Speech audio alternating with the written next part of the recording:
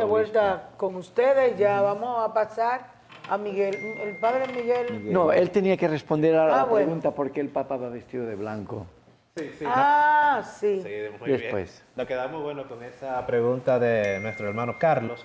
Recordemos que hasta el siglo XVI la mayoría de los papas vestían según el símbolo romano del color, hasta que llega un papa dominico, que es Pío V, y de alguna manera cambia el tema de la vestimenta de los papas y pone como oficial, por decirlo de alguna manera, el hábito de los dominicos, porque él era dominico y siguió usando el hábito dominico, o sea que no siguió, por decirlo de alguna manera, la tradición que se utilizaba antes, y hasta ahora los papas siguen llevando el hábito dominico. Yo quiero aclarar antes de la pregunta. Cuando se habla de hábito en nuestro público, es la sotana, como la gente le dice, es el hábito. Esto que llevo puesto. Correcto. Bueno, lo que llevo puesto es un hábito que, bueno, de nuestro padre Santo Domingo de Guzmán, desde el siglo XIII, nosotros llevamos esta vestimenta que, bueno, religiosamente le decimos hábito, porque Correcto. es algo que usamos habitualmente. Mire, mi pregunta ahora se concentra en el siguiente tema. El Papa como pontífice no solamente es el príncipe de la Iglesia, es una figura mundial y que tiene una influencia en todo el mundo, incluso en el tema político también, de geopolítica. Y ya lo decía Cecilio, ahora mismo hay una situación de guerra, un nuevo frente ahora, Pakistán, que ni zapato tiene la gente, con la India, y con armas nucleares los dos países. Es fuerte la tarea del Papa. Ahora mi pregunta es, aquí en el país hay la necesidad de que la Iglesia se una también en torno a demandas sociales, porque para eso se deben a la gente, a la sociedad. Y hay un tema muy cercano de aquí, y por cierto, aprovecho que está Nino aquí, Nino Ramos. Ahí la Barrigol, ustedes conocen el tema, depredando y acabando con un río que se llama Naranjo, y los campesinos le están sacrificados allí entre los árboles. Ellos se han autosacrificado, amarrado a los árboles. ¿Qué postura ustedes asumen como iglesia en conjunto en apoyo a esa causa de defender los recursos naturales frente al oro de esa empresa? Bueno, aquí tú tienes que pasar porque obviamente... Sí, De todas maneras, Obviamente, pero tú vas a hablar en representación de Nino. pero yo, si me permite, aunque no soy de aquí, me sorprende esto. Y me sorprende que un sacerdote, sea de mi congregación o no, esté al lado de los pobres, al lado de los que no tienen voz, al lado de quien no le dan bola. Que la iglesia está ahí, esto es muy importante. Que ponga un sacerdote, quien sea, su vida en peligro para defender a unos pobres que no cuentan para nada. Esto es muy importante para mí, que no soy de aquí. Y al hilo de lo que decíamos de un religioso obispo, papa, yo recuerdo que conocí al Papa Francisco hace bastantes años en Argentina, en una villa miseria. ¿En una?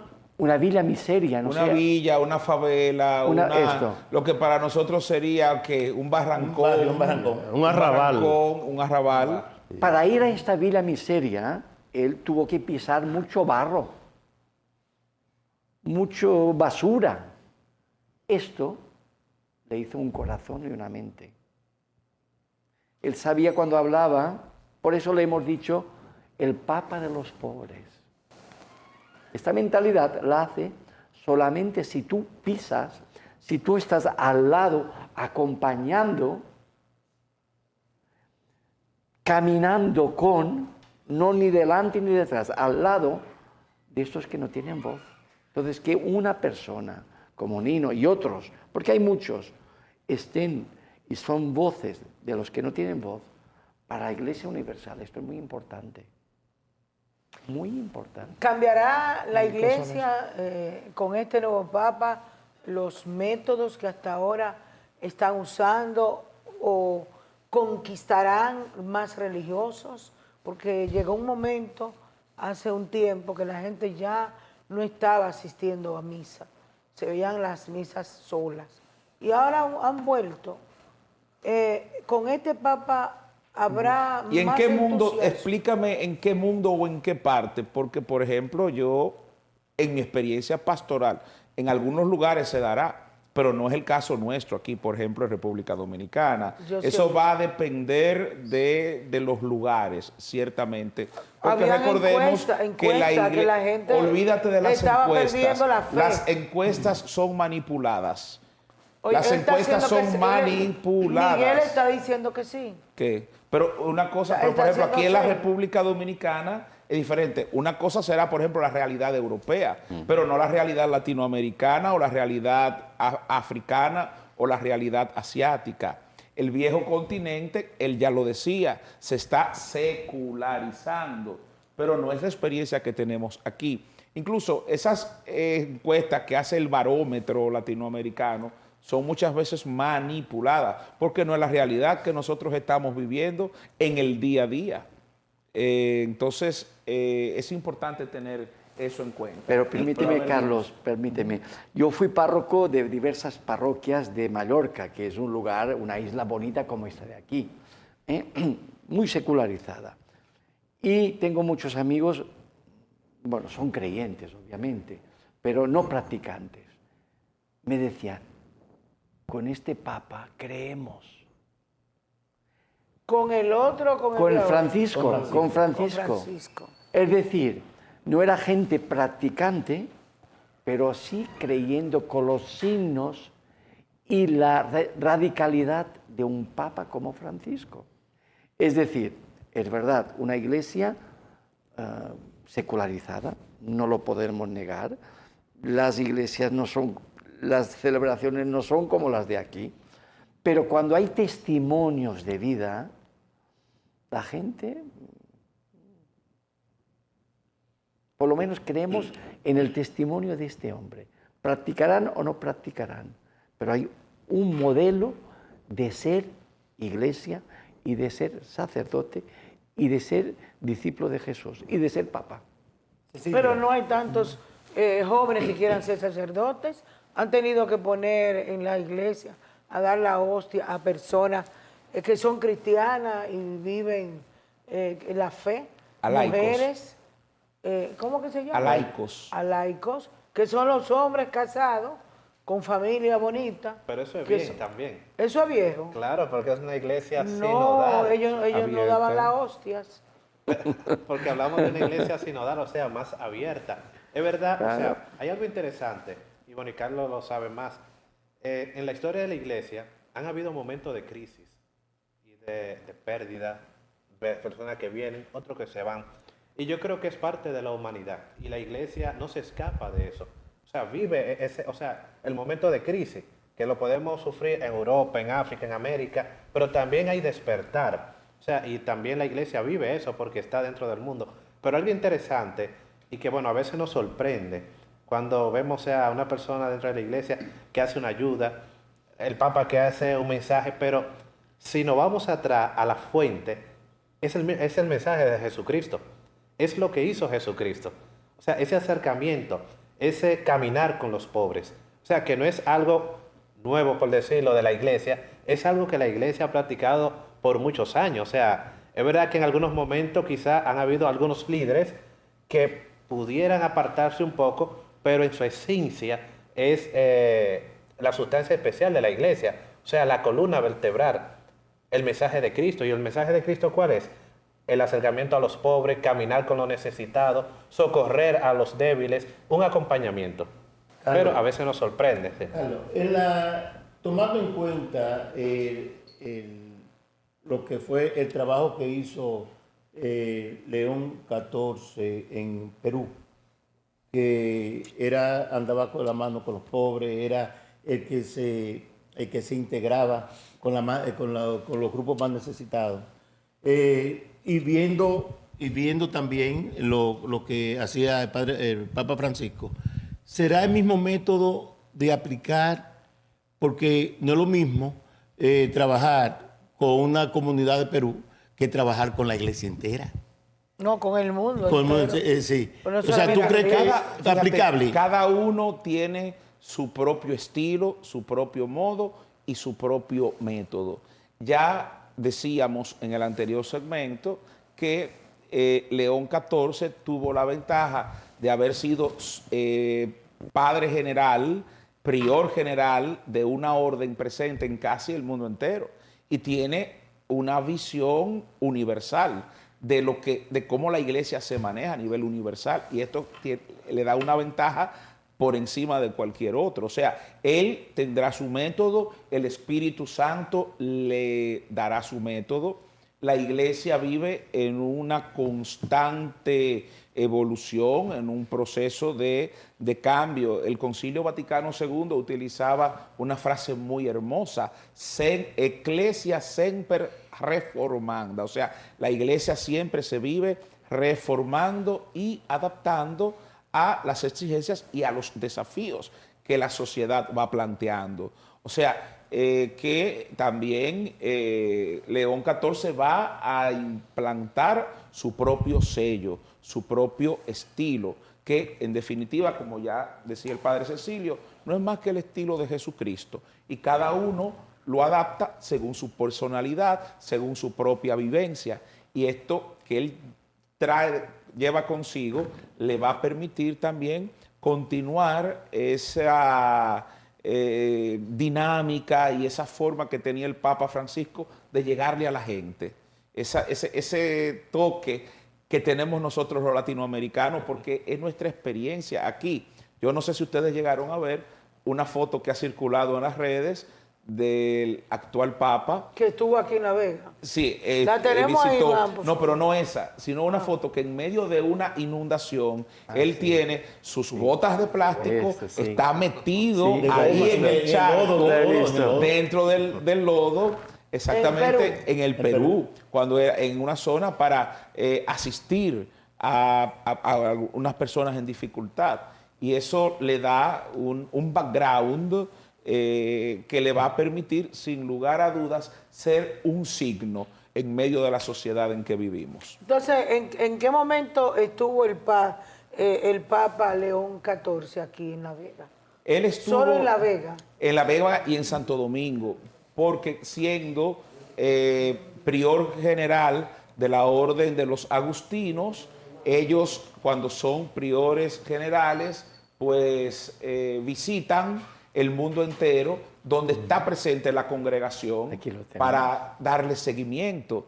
Y por eso él estuvo en La Vega y estuvo en Santo Domingo también en varios encuentros. Pero no se esperaba que iba a ser el Papa que ya nos visitó. Ya mucha gente está deseoso de que venga porque hace mucho que vino un Papa aquí. Creo que fue en el gobierno La última de vez. don Antonio Guzmán. No. ¿No fue en el 76? Sí, la primera vez fue en el 79. Juan Pablo II visitó el país 3 veces: 1979, 1984 y 1992. Así que esperemos. Tu querido amigo Víctor Suárez. Él dijo, está allá claro, él dijo en que Roma. su misión principal como embajador de la República Dominicana ante la Santa Sede es hacer que el nuevo Papa venga a la República Dominicana. Pero mira qué interesante. Él lo dijo aquí, Sí, creo. sí, lo dijo. Sí, En lo la dijo. entrevista Sí. que le hicimos en la madrugada. Aunque ustedes hablaron del nombre de León XIV, pero yo no entendí o no se entendió. ¿Por qué ese nombre? ¿Tú quieres responder, Miguel? No, porque, bueno, yo creo que el referente para este Papa actual era la visión social de León XIII, porque fue un Papa que en su situación histórica abrió al mundo social, aplicó lo que es propio de la Iglesia, la doctrina social de la Iglesia, el compromiso con los obreros, con la gente sencilla, con la justicia obrera. Entonces, esta encíclica marca una época y un estilo que después se va desarrollando con otras encíclicas. Y yo me imagino que desde ahí pudo pensar, bueno, voy a seguir la línea social de este Papa, que fue un referente en su momento y que yo voy a continuar según los signos de los tiempos. ¿Y en qué obviamente. momento también adquieren ellos ese nombre? En el mismo momento que ya... Una sale vez han sido elegidos, La- una vez que del humo blanco ya... es exactamente, una vez que ya ha alcanzado los 2/3 de las votaciones, el cardenal Camarlengo se acerca y le pregunta si acepta, porque también está en su libertad de renunciar o de decir no acepto. Porque ellos no, pero ellos son Entonces, candidatos. ¿Quiénes? Todos Todos los los que votantes. están ahí, todos los votantes, los 133 que estaban en el cónclave. Entonces, cuando ya ha alcanzado el número de votos exigidos, entonces el cardenal Camarlengo se acerca y le pregunta si acepta. Y luego le pregunta que cómo quiere ser llamado. No es obligatorio que se cambie de nombre, pero ya es una costumbre que se remonta al siglo VI. Y desde entonces creo que ya solamente 2 papas han conservado su nombre de pila. Todos se lo cambian y eso indica también un programa. Lo de León también es interesante porque León XIII no solamente fue el papa de la justicia social, el que condujo a la iglesia justamente en este diálogo con el mundo obrero. En la encíclica Rerum Novarum también, León XIII dice que solo el amor fraternal es lo que podrá hacer que se supere la lucha de clases. Y también hay un detalle interesantísimo. Yo no sé si él lo habrá hecho así, pero miren, la continuidad con la tradición. Por ejemplo, él pudo haberse llamado Agustín, pudo haberse llamado Francisco II, ¿por qué no? Pero él quiso retomar el nombre de un papa de hace 100 años.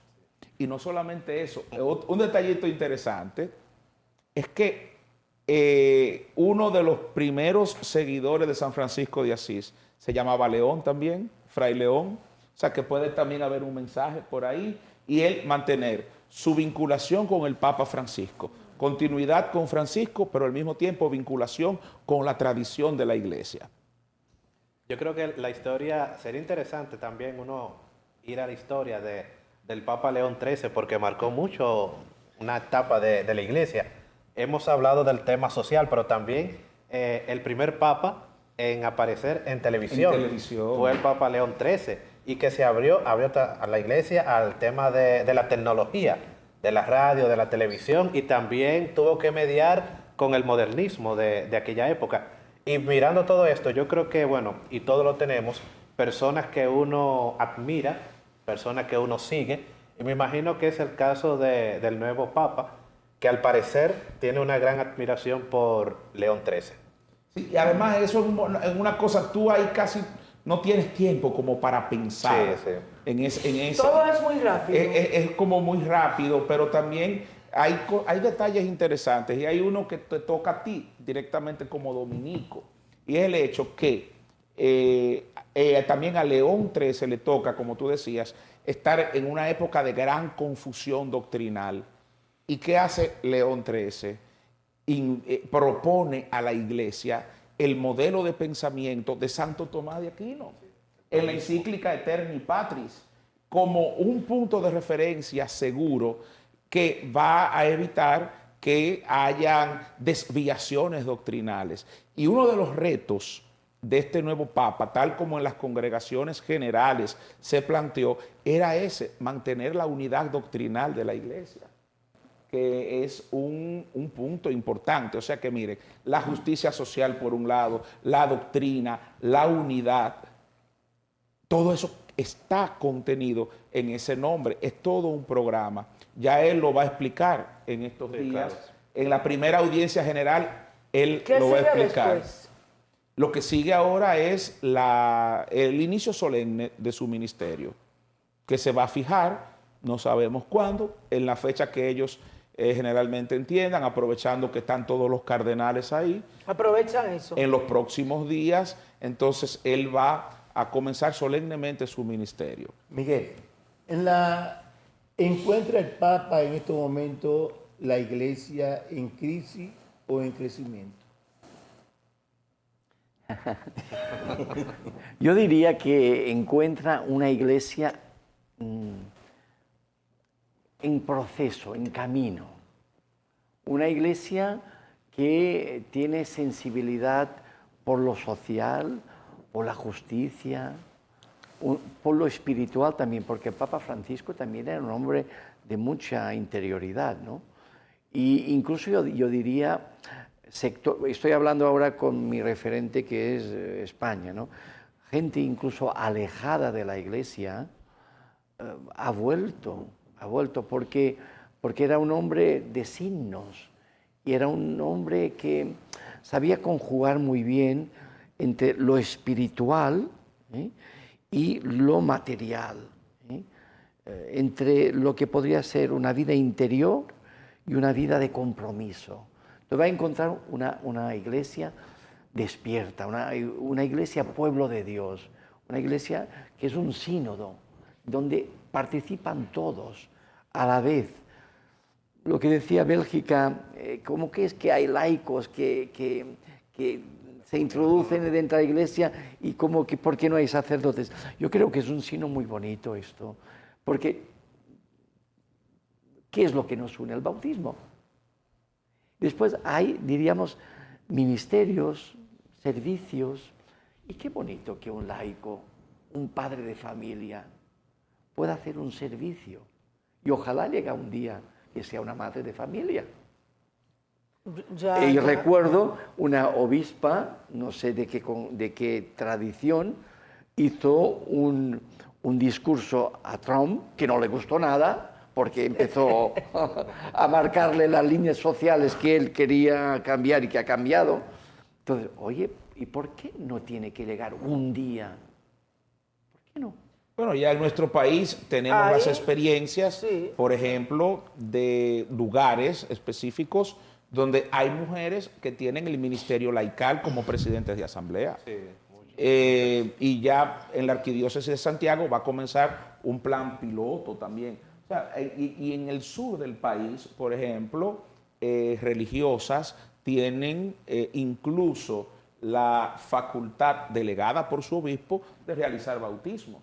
Porque en virtud del bautismo, como decía el padre Miguel, también nosotros, todos que tenemos el sacerdocio común, podemos realizar una serie de actos, pero como no, por ejemplo no el misa a los bautizo. difuntos. No, misas no, la misa solo el sacerdote, pero en ausencia del sacerdote, un laico, una laica, con el debido proceso de preparación, con su institución, por parte del obispo, su delegación, puede celebrar la palabra de Dios, distribuir la comunión entre los fieles, como de hecho acontece entre nosotros también. Sí, El presidente de asamblea o en el caso el diácono. Exacto. Sí. Mira, por último, por lo menos de mi lado, por último, ¿verdad? Aunque ya estamos llegando a la parte postrera de esta interesantísima entrevista, que más bien yo la veo como un coloquio, ¿no?, muy puntual, precisamente hoy, cuando formalmente el cónclave en Roma instala ya al Papa León XIV. Muy puntual.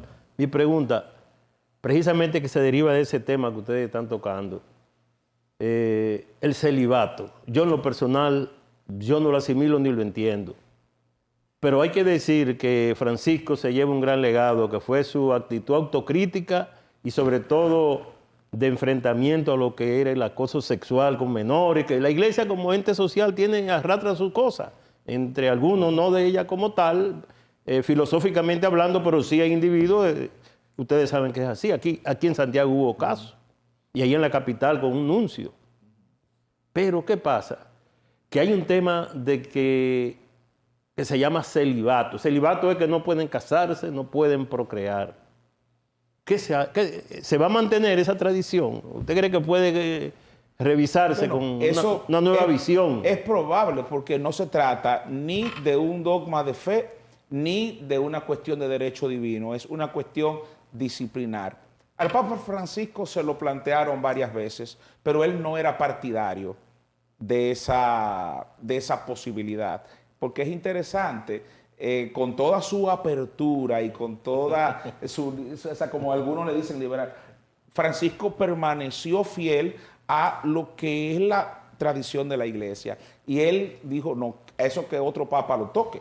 Es probable, o sea, incluso dentro de la misma iglesia católica hay ritos orientales que son, o sea, tan católicos como nosotros, donde hay hombres casados que son sacerdotes. O sea, que son temas que pueden venir y que pueden surgir y que en un momento determinado, así como hace 800 años se estableció que los sacerdotes de rito latino no nos íbamos a casar, ahora puede establecerse perfectamente que hombres casados puedan también ser ordenados sacerdotes. ¿Pero en Caro. qué iglesia? Porque la iglesia son una iglesia que hicieron para eso. Para gente que eran sacerdotes, se casaron, entonces se fueron a otra iglesia. No en iglesias católicas, Católicas. de ritos orientales. Por Oh. ejemplo, la iglesia maronita, la iglesia de rito bizantino. Porque es que la iglesia es una realidad heterogénea, no es, digamos, una realidad única. Nosotros aquí conocemos única y exclusivamente el rito latino. Es que hay gente que confunde Pero la existen- anglicana, la iglesia Exacto. anglicana y se confunde por ahí. ¿Ibas a decir algo? Sí, no, yo creo que, yo de historia no es muy fuerte, pero creo que fue Trento, el concilio de Trento, que impuso el celibato como una obligación. Lateranense cuarto, Ah, bueno. 1215. Bueno, antes no.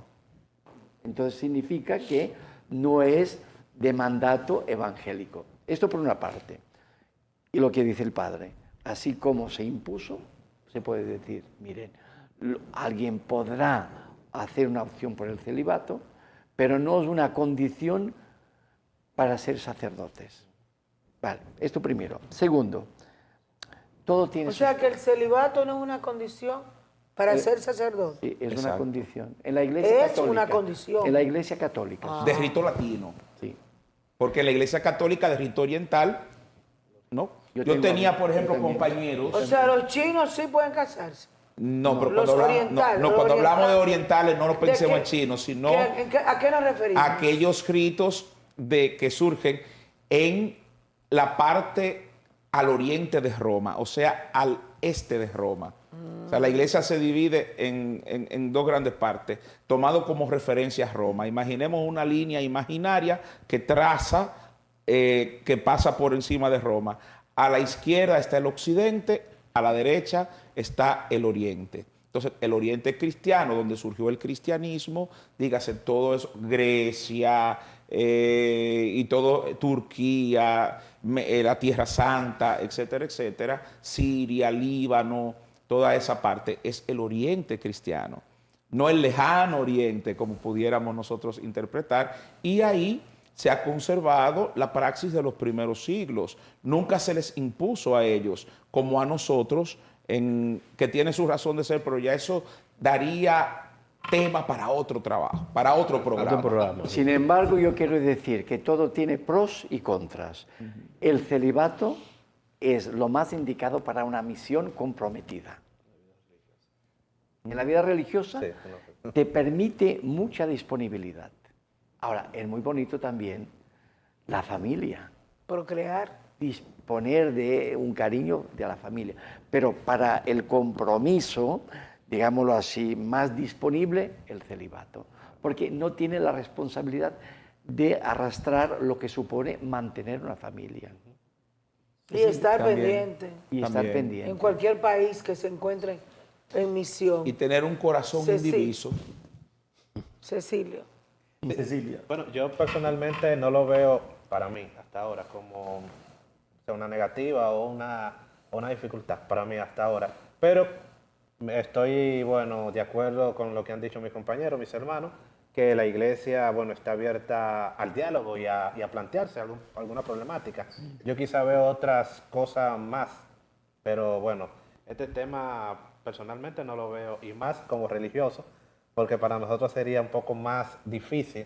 Sí. Yo estoy aquí en Dominicana, pero quizá dentro de 2 años me manden para España o para Guinea Ecuatorial o para China, donde también tenemos presencia. Imagínense, tener que llevarme a a toda mi familia. Es un poco difícil Sí. para nosotros los religiosos.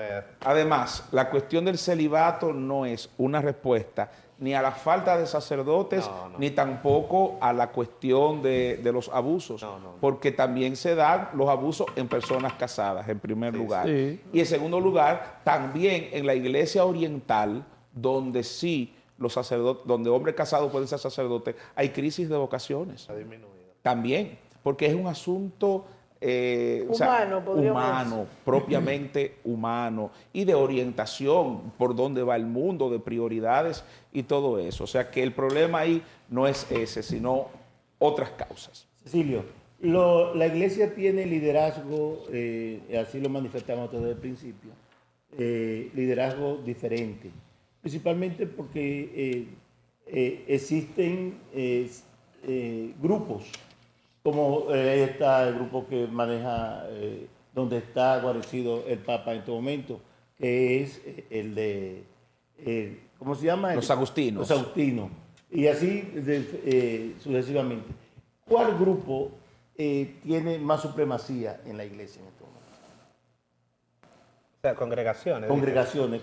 ¿Qué grupo tiene más supremacía? Bueno, creo que en número, si no me equivoco, creo que los jesuitas están en número 1. Los salesianos. Luego le siguen los salesianos y nosotros los dominicos creo que estamos en tercer lugar por ahí. Sí, así es. Bien. Sí. Muchas gracias. Despide, Carlos, por favor. Que tendremos que hacer otro programa. Sin lugar a dudas, tú sabes que cada vez que estamos por aquí, el tiempo se nos va rápidamente. Bueno, pues para nosotros ha sido un gran placer, un gran honor estar aquí esta noche compartiendo con ustedes. Qué bueno tener al Padre Miguel entre nosotros. que Si me viene. invita, yo me vengo de España. Sí, el Padre Cecilio. Y damos gracias ya que a Dios. hable con Nino, Sí, entonces. Que hable con porque el Padre ya Nino. podemos tener tenemos una cabeza visible dentro de la iglesia y que esperamos que este pastor que el Señor ha suscitado, pues conduzca a la iglesia por esa misión que Dios le ha confiado. Y felices sueños para todos ustedes, que la bendición del Señor les acompañe a ustedes y a su familia. Y a Miguel, dentro de 14 días, feliz viaje. Gracias, Cecilio. Gracias, Miguel. Y qué decir. Cuando Nino de se sane, Carlos. queda Y a pendiente la Nino, entrevista que con nos él. invitó a Miguel. Él siempre sale todas las noches aquí. No en entrevista, tú sabes en qué. Gracias, Nino. Hacemos una pausa y volvemos. Ahora, lo que yo siempre